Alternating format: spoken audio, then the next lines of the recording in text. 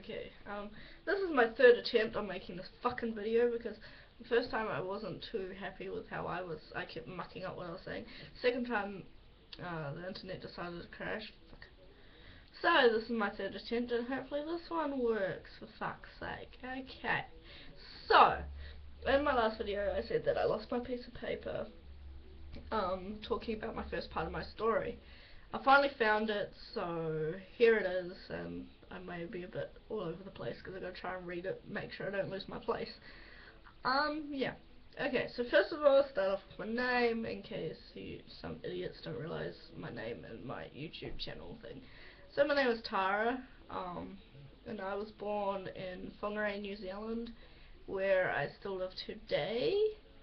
I'm 18, although I don't feel 18 other than the fact that I'm allowed to buy alcohol, but it's not like I do anyway. I'm not a big drinker. So yeah. Okay, I started off as a real happy child. I used to run around, play with everything. My love of animals has always been strong. Mum said that when I was about 2 or 3, I was obsessed with Pikachu and Pokemon, which I'm still obsessed with Pokemon today. Yeah, some things never change. Apparently I used to run around the house pretending that I was Pikachu, because I was a cool kid. But yeah, as I got older, I guess things changed, and I became less and less happy with who I was becoming, and stuff like that. So I'm pretty much just going to start off from when I first realised what some people were like, and yeah. Okay, so in New Zealand we start primary school at the age of 5, which was what I did. I went to a primary school called Hora. That's a funny name for a primary school.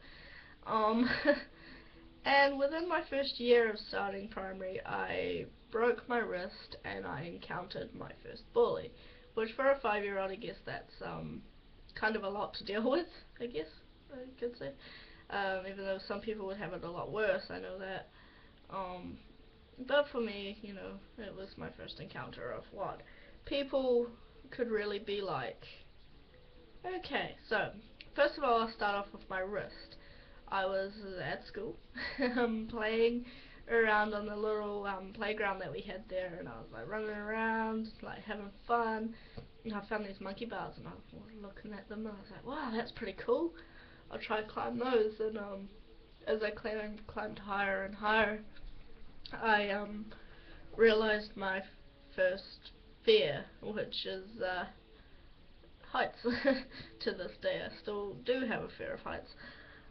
So I was climbing these monkey bars, and as I got higher and higher, I got scared and I seized up and I just fell and landed on top of my arm and broke my wrist.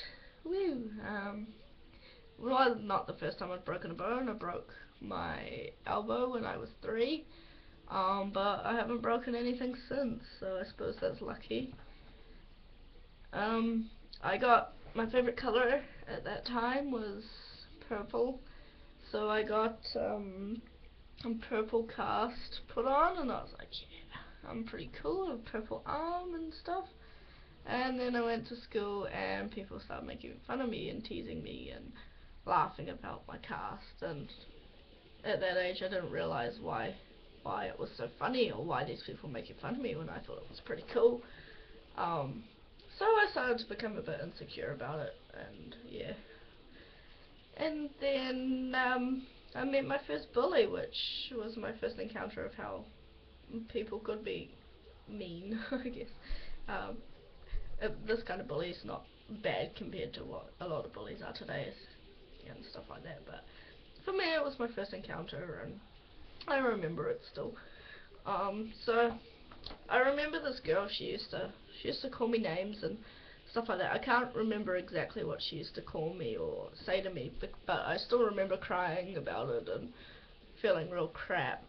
And then this girl would invade my own personal space, and she would go into my bag and take my lunch, and she wouldn't just take a little thing, she'd take a couple of things, and usually my favourite parts of my lunch, and I'd be left with like an apple or something.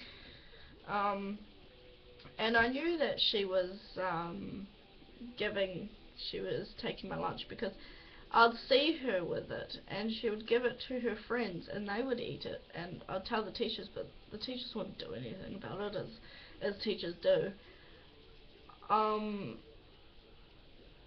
And then, yeah, I even caught her a couple times going into my bag, but she would just laugh at me and then take it anyway, because I didn't know what to do, because I was a tiny little 5-year-old, so I didn't know what to do about it.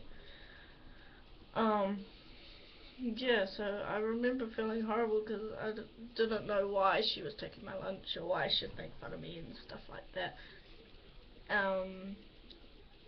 And yeah, so she was quite mean to me, and man, she left school though. She left, I think she left the next year or something, and I was happy when she left. It means I didn't have to put up with her anymore. So then school started to get a bit better for me until, I guess, until I hit about 8 or 9, something like that. And then I started gaining weight and stuff like that. Yeah, but I'll leave that later on, I guess.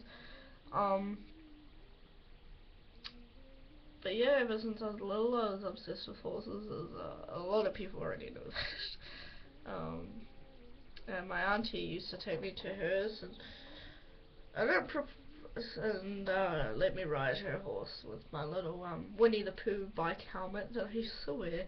I went riding, and I thought I was so cool. But I didn't probably start riding till I was 10, and I didn't get my first horse till I was 16 and a half, and yeah.